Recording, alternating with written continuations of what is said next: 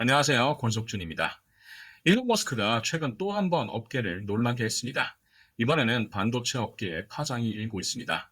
테슬라가 자체 반도체 팹, 일명 테라팹을 건설하겠다고 발표한 것이 바로 그것인데요. 테슬라 같은 전기차 회사가 반도체 공장을 짓는다? 처음엔 다소 황당해 보이는 이야기 같지만 일론 머스크의 스타일을 고려하면 한편으로는 흥미가 생기는 구석도 있죠. 인류는 전자결제판을 뒤집었고 자동차 산업을 재정의했고 로켓을 재활용 가능하게 만든 사람입니다. 하지만 오늘 제가 성급한 결론을 먼저 말씀드리면 반도체 쪽은 다를 확률이 높습니다. 일단 제 개인적 판단으로 평가하는 성공 확률은 40%, 즉 절반에 못 미친다고 봅니다. 왜 그런지 지금부터 하나하나 지금까지 알려진 팩트와 업계의 표준 공정을 기반으로 분석해 보겠습니다. 먼저 이론, 머스크가 말하는 테라팹이 뭔지부터 정리해 보겠습니다. 테슬라가 발표한 내용을 보면 이건 TSMC나 삼성 파운드리 같은 전통적인 파운드리 팹이 아니라 캡티브 팹입니다. 즉, 외부 팹리스 고객의 위탁을 받아 생산하는 방식이 아니라 테슬라 자체 수요에 대응하기 위한 칩을 만들기 위한 공장인 것이죠. 현재 테슬라는 자율주행 칩인 FSD와 AI 트레이닝 칩인 도조를 삼성과 TSMC에 위탁 생산하고 있습니다. 테라팹은 이걸 내재화하겠다는 의도에서 추진되는 겁니다. 애플이 M 시리즈 칩에서 해왔던 것처럼 설계만 하고 생산은 TSMC에 맡기는 게 아니라 아예 공장을 직접 운영하겠다는 거죠. 문제는 외부 고객용이든 내부 수요용이든 반도체 팹이라는 것은 전 세계에서 가장 자본 집약적이고 기술 집약적인 산업이라 진입도 쉽지 않지만 운영은 더욱 쉽지 않다는 점입니다. 하지만 일론의 업계 영향력은 물론 그가 밟아온 발자취를 따라가 본다면 테라팹의 성공 가능성을 무시할 수 없는 이유가 있습니다. 일론 머스크에겐 사실 명확한 패턴이 있습니다. 초창기인 페이팔 때를 보세요. 기존 금융 인프라를 운営해서 디지털 결제 시스템을 만들었습니다. 은행 허가? 필요 없었습니다. 테슬라도 마찬가지입니다. 딜러십이라는 중간 유통을 완전히 날려버리고 직접 판매와 OTA 업데이트로 자동차를 소프트웨어처럼 관리합니다. 특히 기존의 내연기관 완성차 업체들이 철옹성처럼 복잡한 내연기관 엔진이라는 기술적 해자를 한 번에 무력화시키는 전기모터라는 블루오션 전략으로 판을 뒤집었죠. 스페이스X는 사실 더 극적입니다. 50년간 당연하게 여겨진 로켓은 1회용이라는 상식, 우주 개발은 NASA 같은 국가기관이 주도한다는 관행을 깼습니다. 그 과정에서 로켓을 몇 번 터뜨렸나요? 아마 수십, 수백 번일 것입니다. 일본이 이렇게 모험적인 사업을 불도저처럼 추진할 수 있었던 이유는 빠른 반복과 빠른 실패 허용 전략이 뒷받침되었고 어찌되었든 외부에서 타이밍 맞춰 계속 자본을 끌어올 수 있었기 때문입니다. 가장 최근의 프로젝트 중 하나인 뉴럴링크도 마찬가지입니다.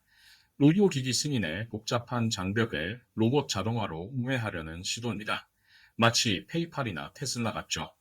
정리하면 일론이 수십 년간 사업을 해온 공통의 패턴은 이겁니다. 기존 산업의 구조적 비효율을 아무도 시도해보지 않은 기술 혁신으로 우회해서 게임의 룰 자체를 바꾼다. 시장을 아예 만들고 주도한다. 그럼 이 패턴이 반도체 팹에도 통할까요? 결론부터 말씀드리면 반도체 팹은 빨리 움직이고 부수면서 배우기가 안 통하는 산업입니다. 웨이퍼 한 장 만드는 데 걸리는 시간이 대략 2개월입니다. 만드는 것에서 그치는 것이 아니라 반도체는 양산을 해야 합니다. 양산은 일정 수준의 수율을 반드시 필요로 하고요. 안 그러면 만들 때마다 적자를 볼 테니까요. 문제는 이 양산 수준의 수율을 안정화시키는데 아무리 짧게 잡아도 1년 이상, 보통 2년에서 3년이 걸린다는 것입니다. 스페이스X는 설사 재활용 로켓 실험 과정에서 비싼 발사체 로켓을 몇 번 터뜨려도 그 과정에서 배울 게 있습니다.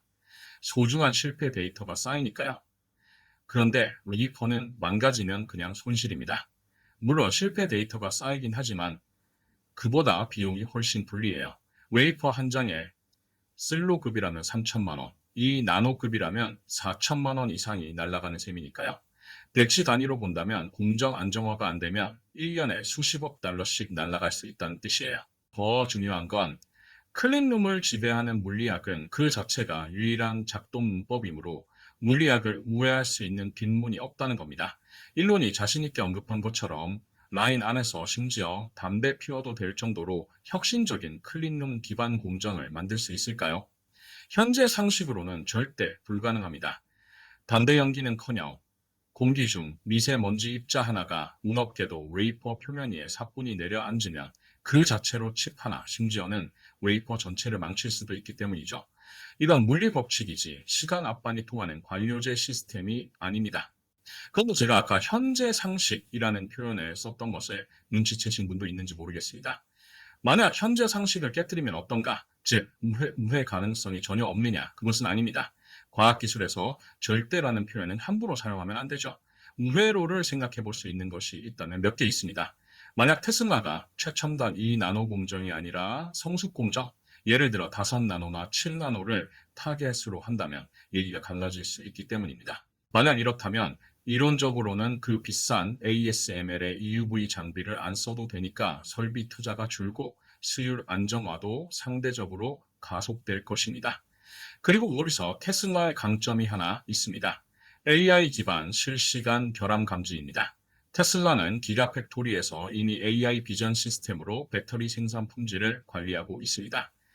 이 노하우를 웨이퍼 검사에 적용하면 수유, 학습 곡선을 단축할 가능성은 있습니다. 하지만 이러한 가속 요인을 모두 긍정적으로 고려한다고 해봤자 물리적 시간 자체를 당기기는 어렵습니다.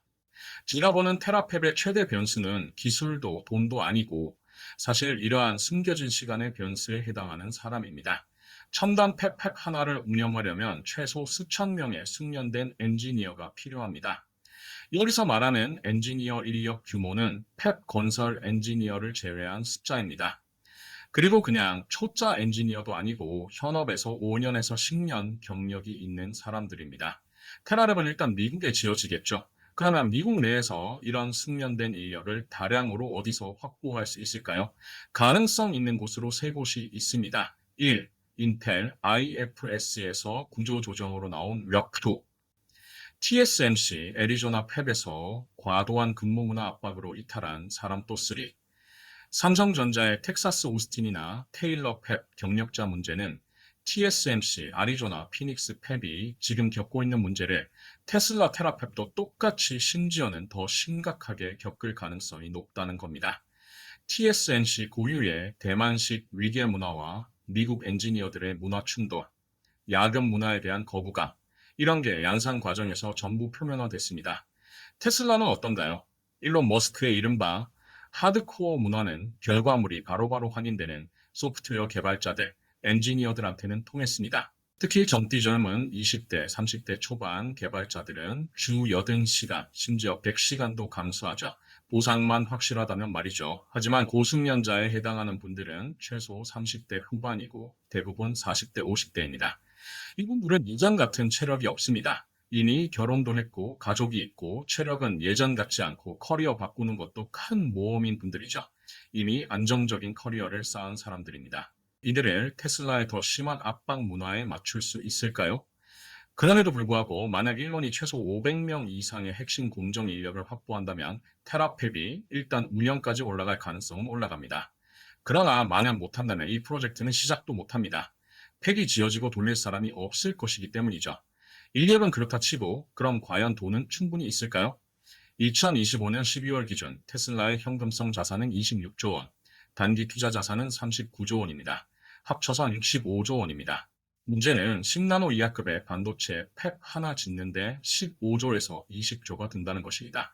요즘 같아서는 더 올라갈 겁니다. 물론 20조를 잡아도 현재 테슬라의 현금성 자산 기준으로는 일단 가능해 보입니다. 하지만 여기에 함정이 있습니다. 테슬라는 매년 순이익 13조 원을 내지만 연평균 CAPMS도 14조 원이라는 것이죠. 테슬라의 순이익은 현재로서는 전액 테슬라 라인에만 들어가도 모자라다는 것입니다.